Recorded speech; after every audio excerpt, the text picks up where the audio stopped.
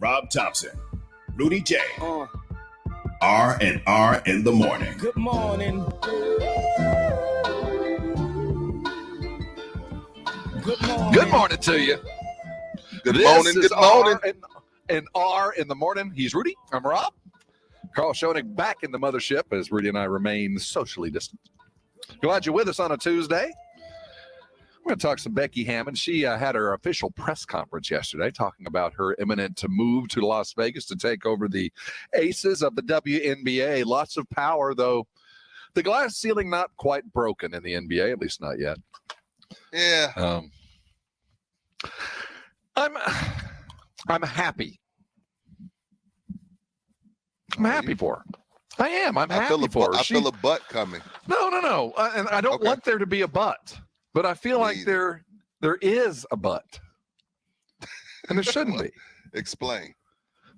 Well, I feel like most people went, one, if you were, a dyed-in-the-wool Spurs fan and you had plans and you know that Pop's imminent to leave and Becky certainly has got all the bona fides that she was imminent to be the next. So if you were just a Spurs fan and you wanted to keep things in the family, you're not happy.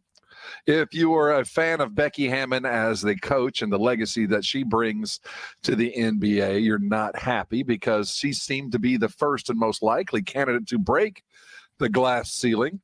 But by her own estimations, she said, look, I've interviewed several times. At some point, I've got to grow.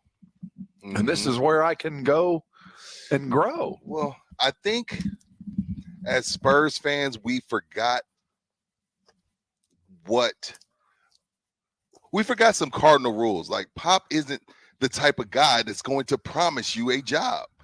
And I agree. For whatever reason, Spurs fans got it in their head that Pop had told her, hey, this is your job. When we know darn well, being around this guy for 20 some odd years, that is not something he would do. He'd be like, hey, I love what you do. You're here because I respect you and because I feel like you can do a good job. You're not here because you're a woman. You're here because I feel like you bring something to this team. I want your input, blah, blah, blah, woo, woo, woo. But I never thought in my mind that Pop went to her and said, hey, this is your gig when I'm gone. And for whatever reason, we got it in our heads that was the case. And then so now it's like, oh, man, because Pop don't want to leave. He don't want to leave. He never promised her this job. I refuse to believe that. And it's clear by her decision. And she was like, you know what, I got to. And she said that in her press conference, like, you know what, this is a step forward. Whatever, we'll get to that. But again, it's not Pop's fault or it's not Becky's fault that we came to the conclusion that she was promised the job. That is not Pop's fault.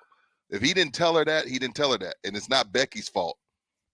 Because again, that is us assuming. We all assumed, and we know the assumption is the mother of all you know what's. We all assumed it, and so then we got our feelings hurt when she went to the Las Vegas Aces. And that's not either of their faults. Instead of the word deserve or earn or get, earned. Did Let's she use deserve it? Did she deserve Did she it? Has she put in the time? She deserves an G League. She deserves an NBA job. I won't say the Spurs job. She deserves. Okay. She's earned a shot at an NBA job. Earned. I like the word earned better than deserved. The NBA is a weird place where assistants have been around for 10 plus years and won't get interviews, but somebody like Chauncey Billups, who played at Derek Fisher, and the list goes on. Steve Nash. Yeah, their first jobs in coaching are as head coaches. So, it's a tough field to compete against if you're trying to get a head coaching job. So no one ever really has earned a head coaching job. You just got to really find the right fit for your organization, and that's tough sometimes. Especially when you're trying to break barriers. Let's call a spade, okay? We're going to get to her talking about double duty and when to get to her talking about how much an NBA job matters. But let's call a spade. She faced discrimination along the way. Sure. It is what it is because for her to tell us that I was told that I never had a job, just like the guys we mentioned, neither did Kerr, neither did Earl Watson, neither did Steve Nash, neither did Jason Kidd. Neither did Chauncey Billups. So there's been plenty of guys that hadn't been sat on the bench like a Patrick Ewing, like a Juwan Howard, Don Newman, God bless the dead. There's plenty of guys that had to go through it.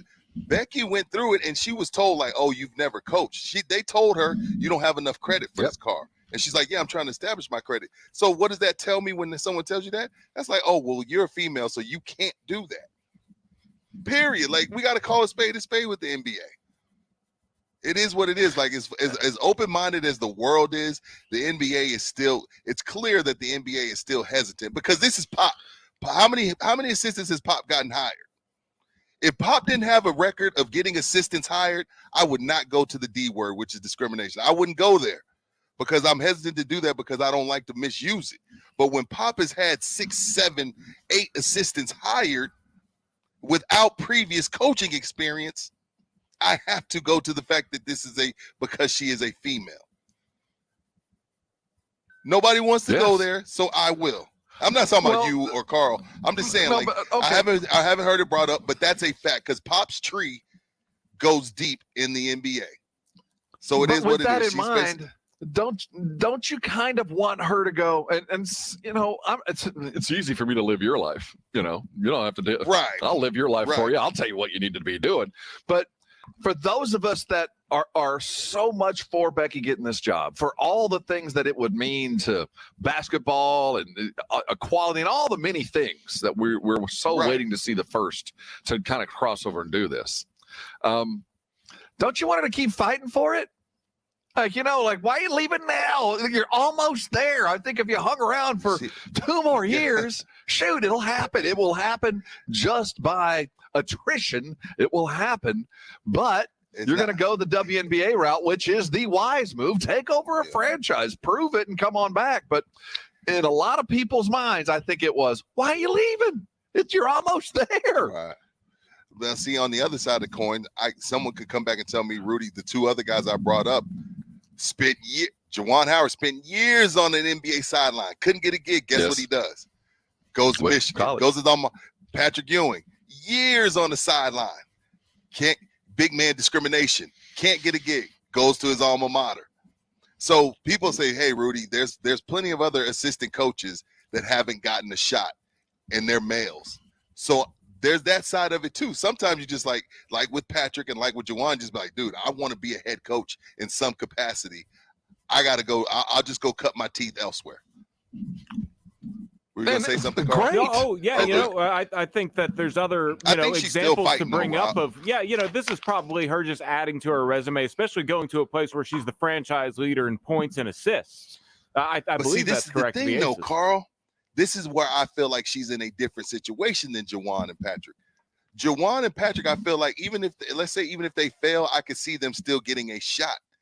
I feel like if she's up against more pressure, because if she doesn't do well in Las Vegas, that gives NBA GMs a chance to say, see, she can't even get it done at the WNBA. And I don't think that's right, but I think that could happen. That's why it's scary for her to take the job, because now it's a huge amount of pressure on her to succeed if her dreams of being in the NBA still exist, which I still think they do. And I will put it out here. I do believe it will be far easier for a woman to become the first general manager of a professional sports franchise than it will be to become the first coach of a professional franchise. I think it's a lot easier to go just sit in the office, and you eliminate the locker room dynamic. And that's what we're all worried about, right? I mean, at the end of the day, we're worried about, well, what's a woman going to do in a men's locker room? How's that going to work? And how is she going to boss around and tell these big guys how to do it? Well, you eliminate that. You get a position of leadership, and that is the ultimate position of leadership without the dynamics that so many of us are really kind of, well, that's why we want to see what a woman coach will do with a men's basketball team. Is she going to stand in the locker room with a bunch of guys showering? I mean, that's at the end of the day, that's kind of what we all, it's everybody true. Thinks about that. Yeah. This is one of those things that's underlying. And the easiest thing to get over is give the ultimate responsibility to a woman. I think that'll happen. Yeah, same here. The problem is we don't have women in the pipeline to do that, and Becky is now in that pipeline. She is now the GM and coach, can go buy the groceries and cook them. She can prove it now. Yeah. And if Yeah, I may what's up, bro? if I may interject, Vegas is probably one of the 2 cities slated to get an expansion team in the next 3 to 5 years. So maybe in a way, Becky's sort of establishing her area, because I could see her being an expansion team's head coach right away if she's already the Vegas women's head coach.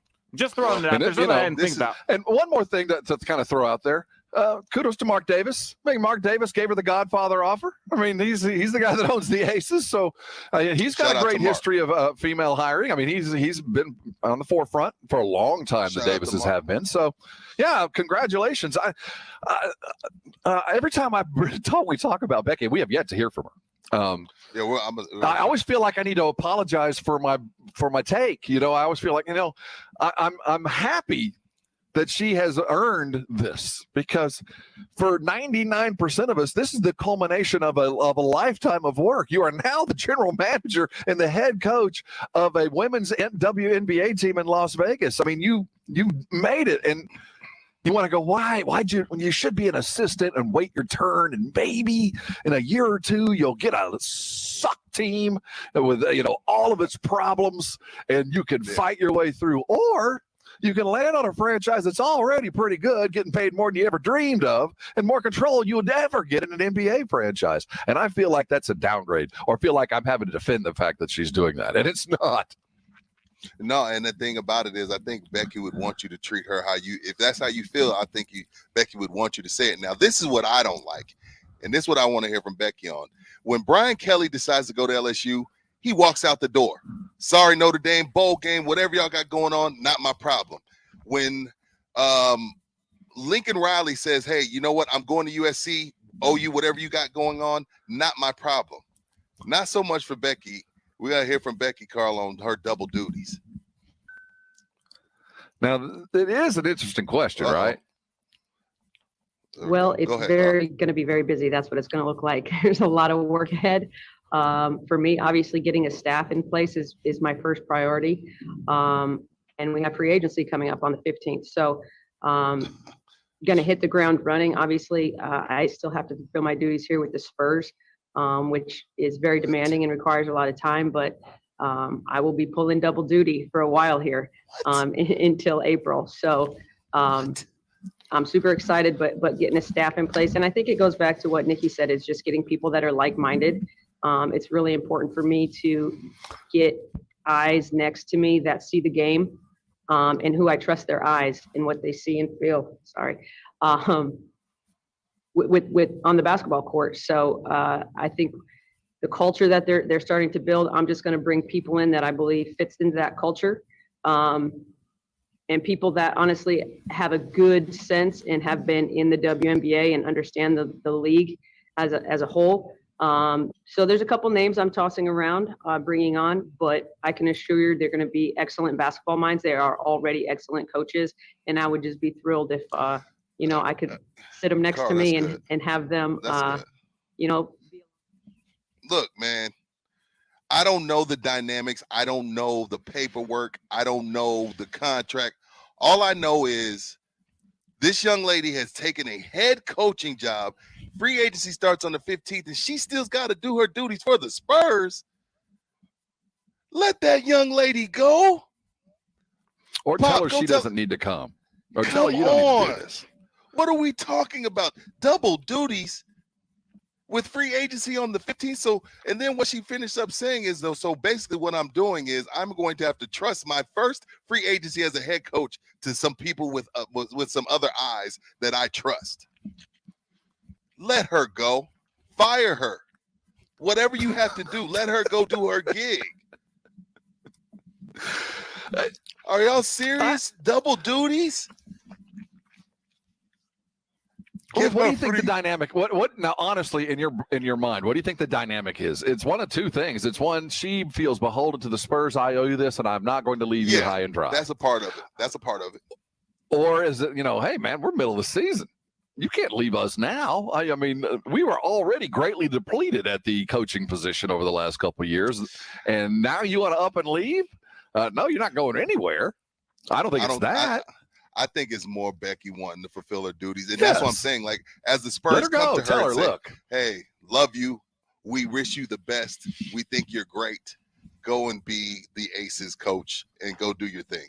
Because I know Becky's not going to, I think you're right. The first thing you said was, Becky being like, hey, you know what? I signed up with y'all. I want to fulfill my duties. So Pop, Brian Wright, RC, go fire her.